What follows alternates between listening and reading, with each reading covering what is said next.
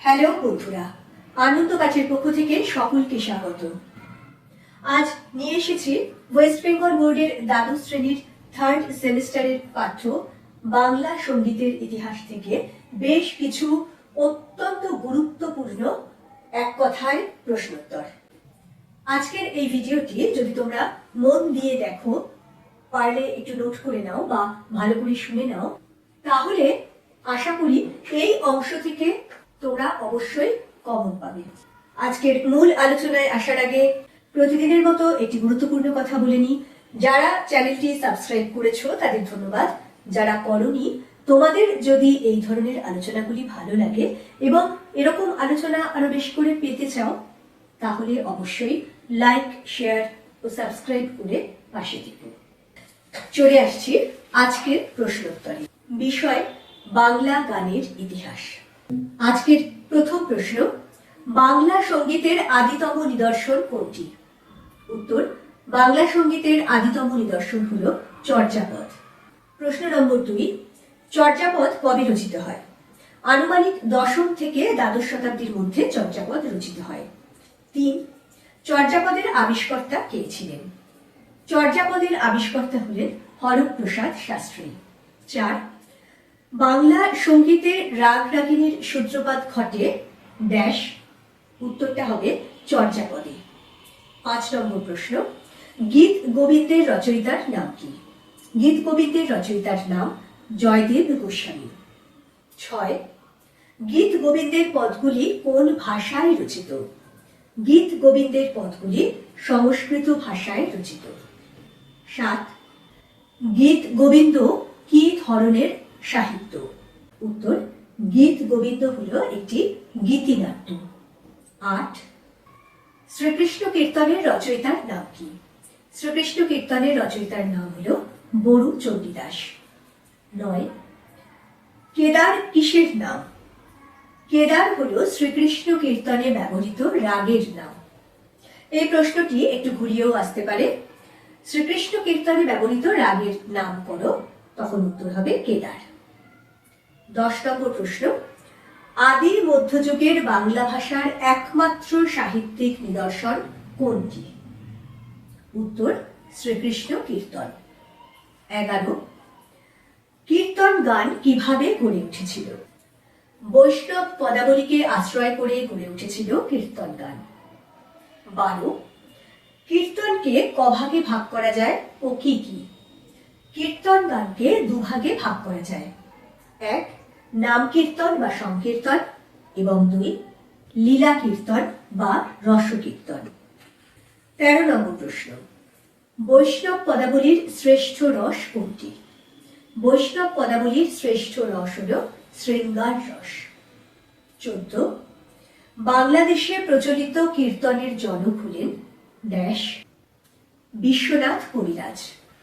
15 নম্বর প্রশ্ন, কীর্তন সম্রাট নামে পরিচিত প্রখ্যাত কীর্তনিয়া হলেন ড্যাশ নন্দ কিশোর দাস।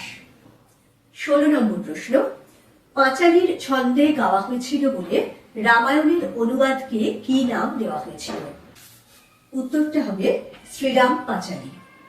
17 নম্বর প্রশ্ন, মঙ্গল গানকে বলা হতো ড্যাশ পাঁচালী গান।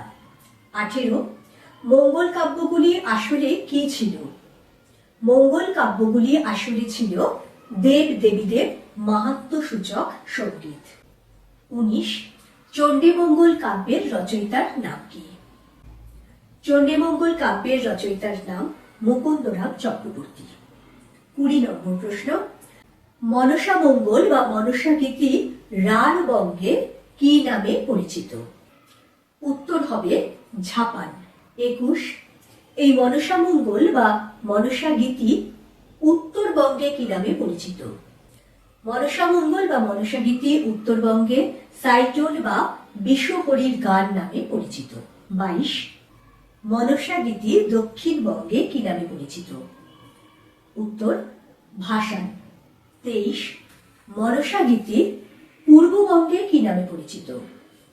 মনসা গীতি পূর্ববঙ্গে রয়ানি নামে পরিচিত। 24, শাক্ত সঙ্গীতের প্রথম ও প্রধান কবি কে ছিলেন? শাক্ত সঙ্গীতের প্রথম ও প্রধান কবি ছিলেন রামপ্রসাদ সেন। 25 নম্বর প্রশ্ন, রামপ্রসাদ সেনের উপাধি কি ছিল? রামপ্রসাদ সেনের উপাধি ছিল কবিরঞ্জন। এই প্রশ্নটিও ঘুরিয়ে দিতে পারে, কবিরঞ্জন কার উপাধি ছিল? উত্তর হবে রামপ্রসাদ সেনের। প্রশ্ন নম্বর 26, ঠুংরি গানের প্রবর্তক কে ছিলেন? ঠুংরি গানের প্রবর্তক ছিলেন নবাব ওয়াজেদ আলী শাহ। 27, ঢপ কীর্তন কিভাবে সৃষ্টি হয়? পাঁচালী ও কথকতা গানের সঙ্গে কীর্তন গানকে মিশিয়ে তৈরি হয়েছিল ঢপ কীর্তন। এই প্রশ্নটিও ঘুরিয়ে আসতে পারে, পাঁচালী ও কথকতা গানের সঙ্গে কীর্তন গানকে মিশিয়ে যে নতুন সঙ্গীতের সৃষ্টি হয়েছিল তার নাম কি? উত্তর হবে ঢপ কীর্তন। 28, ঊনবিংশ শতাব্দীতে কলকাতায় বাবু গানের প্রকাশ ঘটেছিল ড্যাশ পক্ষী দলের গানে। 29, পক্ষী দলের সবচেয়ে বিখ্যাত গায়কের নাম কি ছিল? উত্তর রূপচাঁদ পক্ষী। 30 নম্বর প্রশ্ন, রূপচাঁদ পক্ষীর প্রকৃত নাম কি ছিল? রূপচাঁদ পক্ষীর প্রকৃত নাম ছিল গৌরহরি দাস মহাপাত্র। 31, জারি গানের জারি শব্দটির অর্থ কি? উত্তর ক্রন্দন। 32, কীর্তন গান কথাটির অর্থ কি? কীর্তন গান কথাটির অর্থ যশোগাথা। আমরা বলি না গুণকীর্তন করছে, অর্থাৎ প্রশংসা করা। 33, গম্ভীরা মূলত কোন জেলার গান? গম্ভীরা মূলত মালদহ বা মালদা জেলার গান। 34, ঝুমুর কি ধরনের গান? ঝুমুর হলো এক ধরনের লোকগীতি। প্রশ্ন নম্বর 35, মধ্যযুগে বাঙালি হৃদয়ে গীতিময়তা প্রাণ পেয়েছিল কোন সাহিত্যে? উত্তর বৈষ্ণব পদাবলীতে। 36, বৈষ্ণব পদাবলীকে আশ্রয় করে গড়ে উঠেছিল কীর্তন। 37, ঢপ কীর্তন গানের ঢপ শব্দের অর্থ কি? ঢপ শব্দের অর্থ শুদ্ধ সৌষ্ঠব সম্পন্ন। 38, ঢপ কীর্তনের প্রবর্তক কে ছিলেন? রূপচাঁদ অধিকারী। 39, প্রাচীন কোন গ্রন্থে আখড়াইয়ের উল্লেখ ছিল? উত্তর আইনি আকবরী গ্রন্থে আখড়াইয়ের উল্লেখ ছিল। 40 নম্বর প্রশ্ন, যার মাধ্যমে আখড়াই গান জনপ্রিয়তা লাভ করে তার নাম কি? উত্তর রামনিধি গুপ্ত। 41, কোন সময়কে যাত্রা গানের সূচনা পর্ব বলা হয়? ষোড়শ শতাব্দীকে। 42, কে প্রথম জুড়ির গান প্রবর্তন করেন? উত্তর প্রথম জুড়ির গান প্রবর্তন করেন মদন মোহন চট্টোপাধ্যায়। 43, ভারতীয় বাদ্যযন্ত্রকে ক ভাগে ভাগ করা হয়? ভারতীয় বাদ্যযন্ত্রকে 4 ভাগে ভাগ করা হয়। 44, কোনগুলিকে হিন্দুস্থানি মার্গ সঙ্গীত বলে? 5 ধরনের সঙ্গীতকে হিন্দুস্থানি মার্গ সঙ্গীত বলে, সেগুলি হলো ধ্রুপদ, ধামাল, খেয়াল, টপ্পা ও ঠুমরি। 45 নম্বর প্রশ্ন, টপ্পা শব্দের অর্থ কি? উত্তর টপ্পা শব্দের অর্থ লাফ। 46, খেয়াল শব্দের উৎপত্তি কিভাবে হয়েছে? কাওয়ালি নামক উত্তর ভারতীয় লোকসঙ্গীত থেকে খেয়াল শব্দের উৎপত্তি হয়েছে। 47, গরু বা মোষের গাড়ি চালককে উদ্দেশ্য করে যে গান গাওয়া হয় তার নাম কি? উত্তর গাড়োয়ালি। 48, নৌকোর মাঝি মাল্লারা শ্রম অপনোদনের জন্য অর্থাৎ ক্লান্তি দূর করার জন্য যে গান গেয়ে থাকে তা হলো বা তার নাম সারি গান। 49, বাংলা ভাষায় গজল গানের প্রবর্তক কে ছিলেন? উত্তর বাংলা ভাষায় গজল গানের প্রবর্তন করেছিলেন অতুল প্রসাদ সেন। প্রশ্ন নম্বর 50, জোড়াসাঁকো ঠাকুরবাড়ির সঙ্গীত শিক্ষক কে ছিলেন? জোড়াসাঁকো ঠাকুরবাড়ির সঙ্গীত শিক্ষক ছিলেন বিষ্ণুচন্দ্র চক্রবর্তী। 51, মিলে সবে ভারত সন্তান গানটির রচয়িতা কে ছিলেন? এই গানটির রচয়িতা হলেন সত্যেন্দ্রনাথ ঠাকুর। 52 বাংলা গানে সঞ্চারীর প্রবর্তন কে করেছিলেন? বাংলা গানে সঞ্চারীর প্রবর্তন করেছিলেন রবীন্দ্রনাথ ঠাকুর। 53 আমার ভাইয়ের রক্তে রাঙানো 21শে ফেব্রুয়ারির গানটির রচয়িতা কে? উত্তর আব্দুল গফফার চৌধুরী। 54 সত্যজিৎ রায়ের পথের পাঁচালী ছবিতে সঙ্গীত পরিচালক কে ছিলেন? উত্তর পণ্ডিত রবিশঙ্কর। 55 নম্বর প্রশ্ন, শচীন দেববর্মন কত সালে পদ্মশ্রী পুরস্কার পেয়েছিলেন? শচীন দেববর্মন 1969 সালে পদ্মশ্রী পুরস্কার পেয়েছিলেন। 56 কত সালে মান্না দে দাদা সাহেব ফালকে পুরস্কারে ভূষিত হন? উত্তর 2007 সালে। 57 নম্বর প্রশ্ন, সঙ্গীত শিল্পী মান্না দের প্রকৃত নাম কি ছিল? প্রবোধ চন্দ্র দে। 58 সঙ্গীত শিল্পী কিশোর কুমারের প্রকৃত নাম কি? উত্তর কিশোর কুমারের প্রকৃত নাম আভাস কুমার গাঙ্গুলি। 59 ওই মহাসিন্ধুর ওপার হতে গানটির রচয়িতা কে? এই গানটির রচয়িতা হলেন দ্বিজেন্দ্রলাল রায়।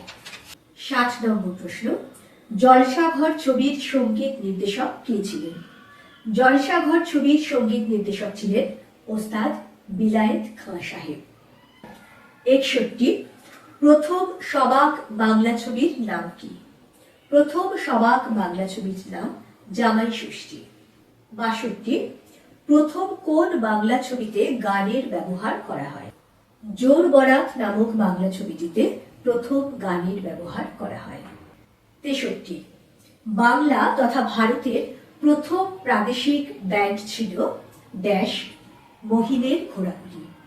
64 মহিনের ঘোড়াগুলি নামক ব্যান্ডের প্রতিষ্ঠাতা কে ছিলেন?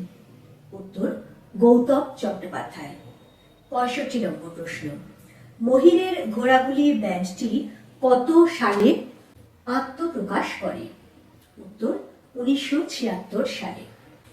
66 অ্যান্টনি ফিরিঙ্গি বিখ্যাত ছিলেন ড্যাশ কবি গানের জন্য। 67 যে সময়কে যাত্রা গানের সূচনা পর্ব হিসেবে ধরা হয়?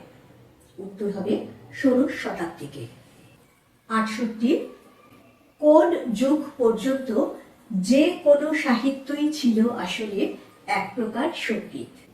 উত্তরটা হবে মধ্যযুগ পর্যন্ত।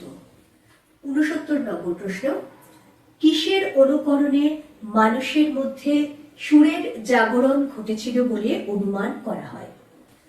উত্তর পশু পাখির ভাষার অনুকরণে।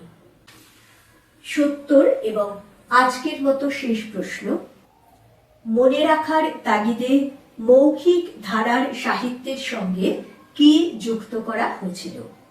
উত্তরটা হবে সুর ও তাল। বন্ধুরা, তোমাদের সিলেবাসের প্রায় সম্পূর্ণ অংশটি ধরার চেষ্টা করেছি এই প্রশ্নোত্তরের মধ্যে দিয়ে। আশা করব এই 70টি অত্যন্ত গুরুত্বপূর্ণ প্রশ্নোত্তর তৈরি করে গেলে তোমাদের এই অংশটি থেকে উত্তর করতে কোনো রকম সমস্যা থাকবে না। পরের দিন আরো একটি নতুন পাঠ নিয়ে ফিরে আসছি। সঙ্গে সঙ্গে নোটিফিকেশন পেতে চাইলে সাবস্ক্রাইব করে বেল বাটনটি অন করতে ভুলো না। আজকের মতো টাটা, সবাই খুব ভালো থেকো।